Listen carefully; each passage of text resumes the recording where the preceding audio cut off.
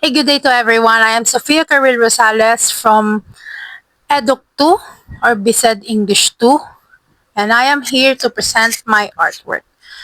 So as you can see, this is a handmade fuzzy flowers or fuzzy flower bouquet. And this piece features carefully crafted flowers arranged beautifully to resemble a real bouquet.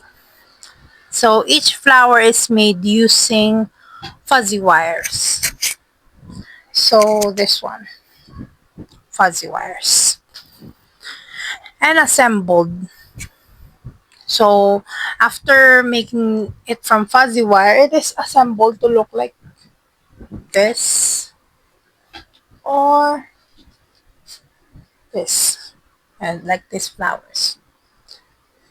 As you can see. It is rolled into a stem.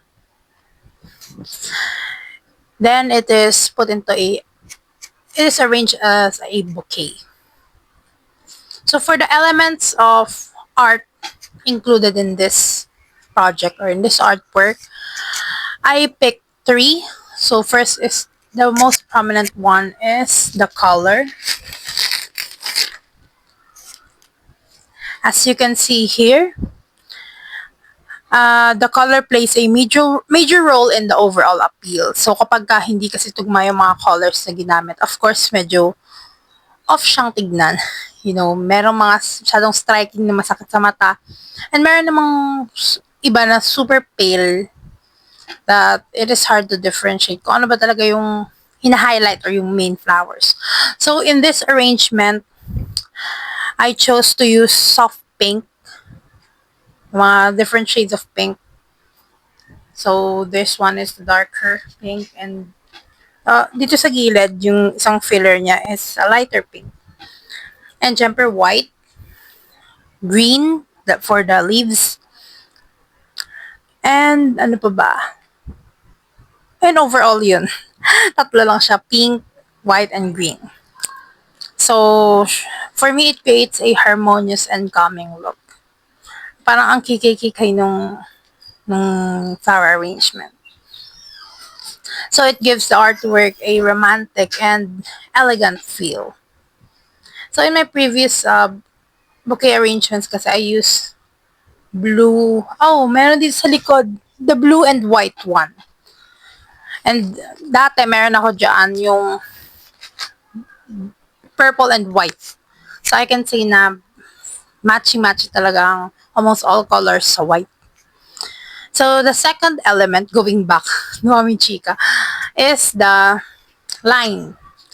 So, it can be seen in the structure of the flowers, eto, and the leaves. You see it closer. As you can see, meron siyang curved lines. Yung isang filler, yung tinuro ko kanina na matangkad. This one.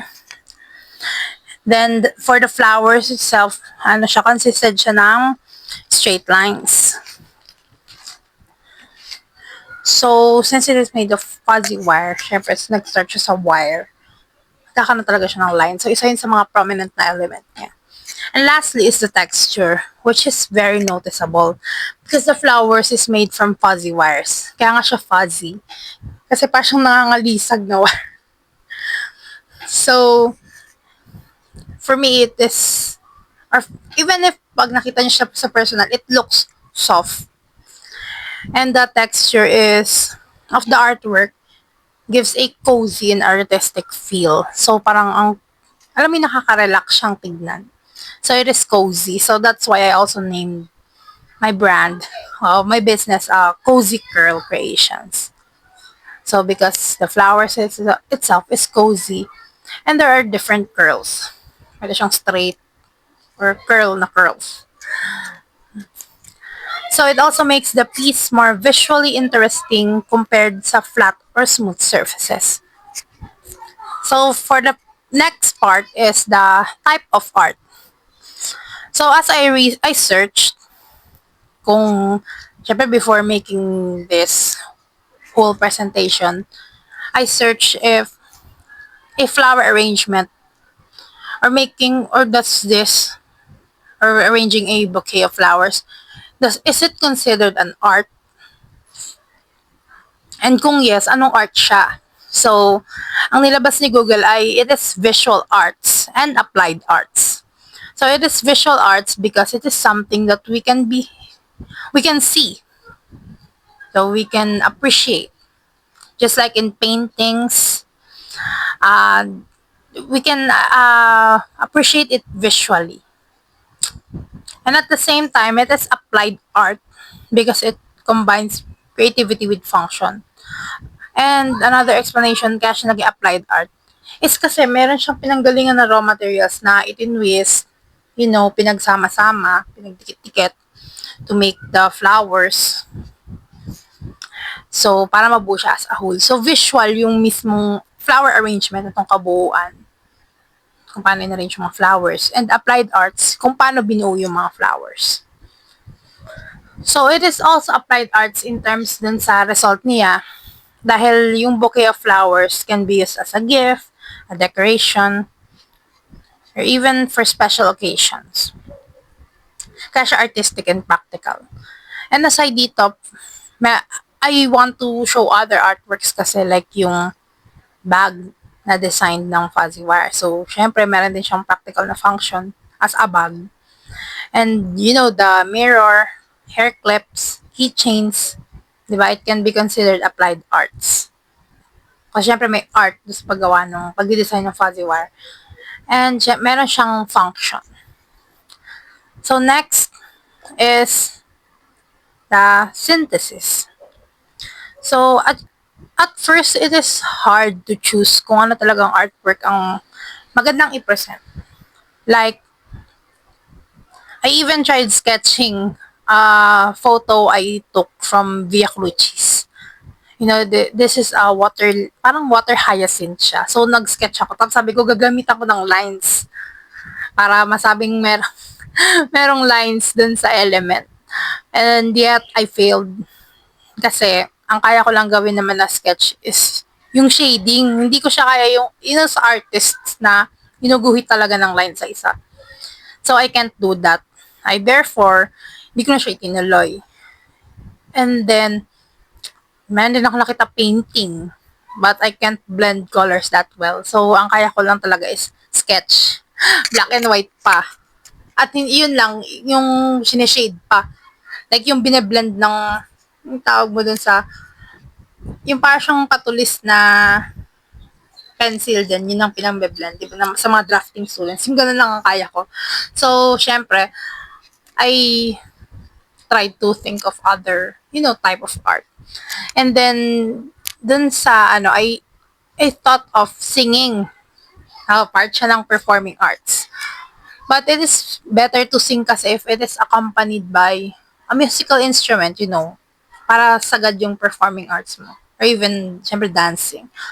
And yet again, it is hard to sing, especially online. And I can't play any musical instrument. So, finally, I look around and I chose this as my artwork. Since this is my passion and naging business na din. So, I chose this artwork because it started as my hobby. So, during the university week, kailangan kasi na ibebenta ng org. So, I thought of something na pwedeng ibenta. I looked for, materials na mura. And then, I saw the fuzzy wires. Mura kasi siya, pero, ayun. And then, you have to make something out of it. Kaya siya mamahal. Di ba mga handmade? So, at first, I simply enjoyed making small handmade items for that part. And yet, I stopped after the university week. And then, before mag-Valentine's, I get back again. And I keep on doing it during free time. And as I improved my skills, I realized that I could turn this passion into something more meaningful. So, yeah, I started my small business. And ayun nga, na-mention ko kanina na marami akong products na binibenta aside sa bouquet. So, creating something like this allows me to express my creativity. At first I am scared na baka hindi kasi makapagbalot ng mais. What is hard in this craft is not the flower making itself. It's the arrangement as well as the wrapping.